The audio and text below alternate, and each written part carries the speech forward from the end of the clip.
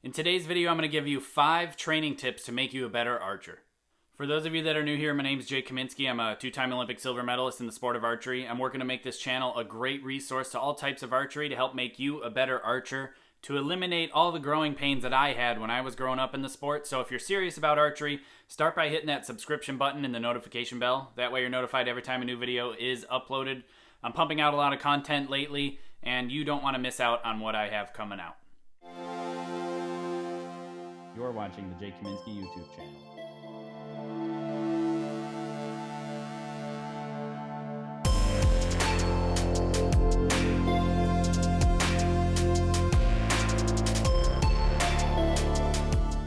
Okay, so while I lived at the Olympic Training Center, there was really good training tools, training aids, training games that we did that really made me a better archer. And in this video, I'm going to cover 5 of my favorite training tools that definitely made an impact on my career and made me a better archer, and hopefully will make you a better archer as well.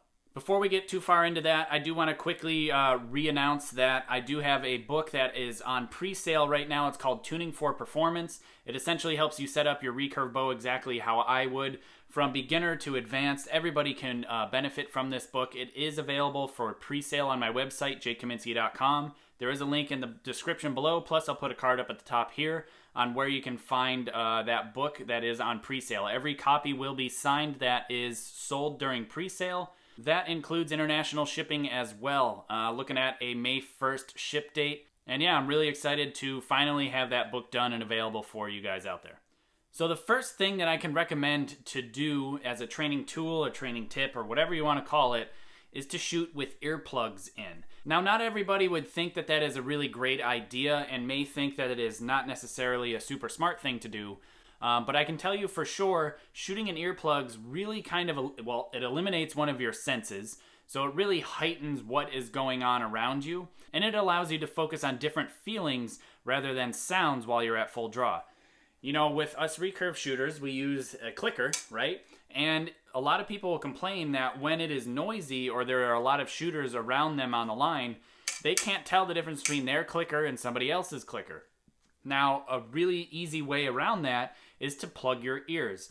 When I shot on the world's biggest stage at the Olympic Games and at many other tournaments like the Pan Am Championships and Pan Am Games, especially down in Mexico, the crowd was so loud while I was at full draw, I couldn't hear anything. There was no way I'd hear my clicker click while at full draw. And I've had a lot of people comment to me about how they've had issues in the past with that and wanted to know some advice. So plugging your ears will really actually show you that you will feel your clicker. You'll feel the clicker click in your hand, but for me, where I feel my clicker click the most is actually in my face. And that's because my string is buried into my face against my chin and against my nose. And actually, I can hear the clicker click and the reverberations of that inside my skull. And that's what my tell is to shoot when the clicker clicks. Because not always will you have a perfect, quiet, serene environment for you to shoot in. Now, the second tip is very similar to the first tip, and that is shooting while music is playing in the background. Or, if you want to take it to the next level, shoot while you have some sort of comedy playing in the background.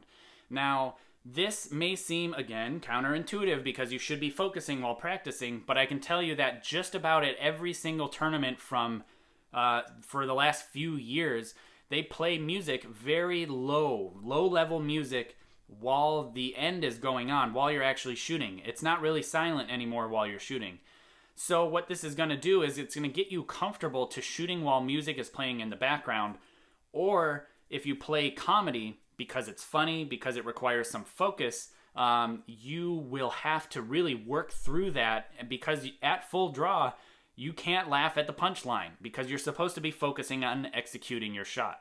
So at minimum, you have to get comfortable with shooting with music in the background because at tournaments, and like I said, just about every tournament, they play music in the background, at least at a low level. So what if your favorite song comes on while you're shooting? Are you going to be too distracted with your technique by the music? So anyway, that's just an easy tip that you can work into your existing practice schedule. So the next tip that I can suggest is very applicable in today's world that we're living in.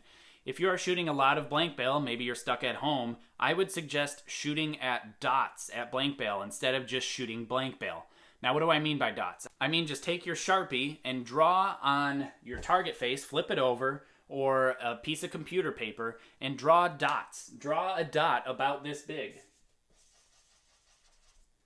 About the size of a dime, about the size of a penny, something like that. Really small, but big enough that you can focus on. And what you want to do is aim at that dot instead of just shooting for form, because you're going to be adding a bit of difficulty into the equation that is going to require a different level of focus. It's going to want to distract you from your form, and this will really help transition back to shooting at a target. Bonus points, if you print these out, you can resize a target face with similar colors to what you would see at your distance that you will be actually shooting. You can do that. That would be next level. What I would suggest is to not actually sight in so your arrows impact these dots. What I would do is I would impact just below the dots, so that way the dot never gets distorted while you're shooting at it. Or if you made the dots a little bit bigger, make sure that while you're shooting, you never miss a dot while you're shooting at blank bale. It really just kind of keeps things fresh and exciting and allows you to still hone in your aiming skills while you're shooting blank bale. Now, the fourth and fifth training tip tool aid are related, and that is gold game. So gold game is one of my favorite things that I shot and did and used while training at the Olympic Training Center. It's something that Coach Lee had us do all the time. It was very rigorous and difficult and really showed you your downfalls of your actual technique at any given moment. And not even just your technique, but also your mental game as well. So essentially what you do need a tool for this, and you need something that's called a Tabata timer. Now, you can download those for free on your iPhone, something like that, or your Android, whatever. I don't have any recommendations for any Tabata timer apps, but I can recommend a Tabata timer itself. There'll be a link in the description below on where you can find that. They are customizable for how much delay in between shots, plus how much time on each shot, and you can have a tone that goes off for a longer or shorter period of time, plus they have a vibration function in case you're shooting around other people or you just don't want to annoy people with a weird beep every 10 seconds. Now, disclaimer on that timer, that is an Amazon affiliate link, and essentially what happens is if you purchase that or anything else on Amazon within 24 hours of clicking that link, I do get a percentage of sales. It helps keep this channel for free for everyone out there, so those of you that click on those links, do your normal Amazon shopping or buy those products, I really thank you, and it makes a difference for this channel. So essentially what gold game is you get to shoot your arrows at a target, right? Now you get a limited amount of time to shoot. You can load your arrow in the bow and start with your fingers on the string and your hand on the grip as if you're ready to shoot. But then when the timer starts, you have 10 seconds to get your shot off before there is a penalty. Now that 10 seconds seems like a lot of time, and actually it is a lot of time because when I was living at the training center, gold game was only 8 seconds. We had 8 seconds to execute a shot, which was a very little amount of time. So if 10 seconds is too long, shorten it down to 8. Essentially what it's doing is it's simulating pressure, especially when you're doing alternating arrows in the finals matches. It's a great tool to use, and that limited time will distract you from your form and technique and mental program. And because of that, it is a great training aid to show you what you need to work on while you're practicing normally. So essentially the way it goes is you have 10 seconds to shoot an arrow, then you have 10 seconds of rest in between arrows, and you shoot your next arrow again. Maybe 15 seconds of rest if you need a little bit of extra time to load your arrow in, but really 10 seconds should be plenty of time for you to load your arrow and get set up and ready for the next shot. You shoot 6 arrow ends. That's at least what we did at the training center. And what you do is, if this was at 70 meters, now this may be different for everybody's skill level, but I'm going to explain it to the skill level that we shot it at the Olympic Training Center. If you hit the gold within the time frame, you got 1 point. If your arrow landed in the 8 ring, you got 0 points, and if you had anything from 7 or less, you minused a point. So you had to subtract a point from your total. So essentially, if I had 4 arrows in the yellow, 1 in the red, 1 in the 7, I'd get 3 points total for the end.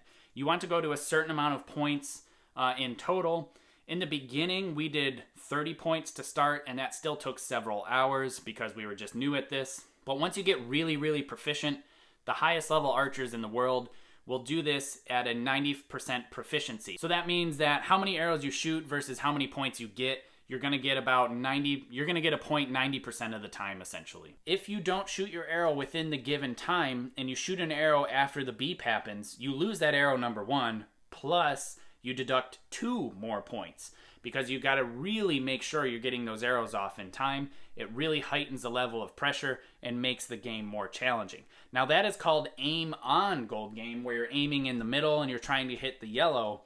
But there is another type of gold game, and this is the 5th and final tip, is aim off gold game. Now this one is much more challenging, especially if you're not used to aiming off. It will make you a better shooter in the wind, because what it's really doing is showing you want to shoot as if your 10 ring is where you are wanting your arrow to go, not aiming off and trying to hit here, because you want to aim off and hit here, and then your arrow will drift consistently when the wind is blowing. I've explained this in the aiming video that I've already produced. If you haven't seen that now, I'll put a link in the description below, plus I'll put a card at the top here. But essentially, aim off gold game is very similar. The time constraints are the same. The only thing that's different is you're aiming off. So I'm going to show you how to set up your target face, how to shoot this type of game. Now I don't have the black ring because it's really not, I just don't have it on this target face. But essentially, if the wind were to be blowing from the left towards the right, so if your arrows were drifting this way, what you want to do is you want to aim on the upwind side of the target and get comfortable with that. And so what you do is you take your arrow and you draw it on the level, of the top of the yellow and the bottom of the yellow, and you draw lines on the blue, just like this.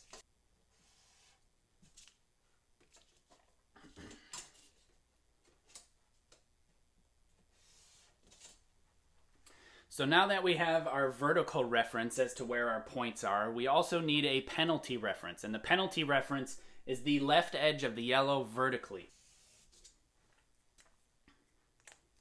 So, what happens with this is your point area is here. You get points if your arrow lands within this square that you've drawn in the blue. In this red area, you get 0 points, and in the black, too far to the left, you get 0 points as well.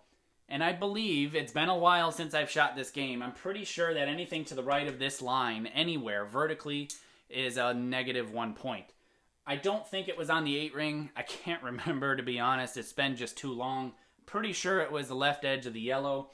But essentially, if your arrow landed here, -1, -1, -1. Nothing, +1, and then nothing.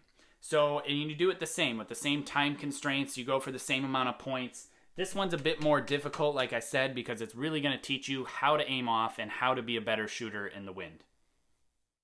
Thanks for watching, and thank you to my Patreon supporters. If you want to become a Patreon supporter or check out books, apparel, and some seminar info, head to jkaminsky.com, and be sure to hit that subscribe button and the notification bell to be notified every time a new video is uploaded.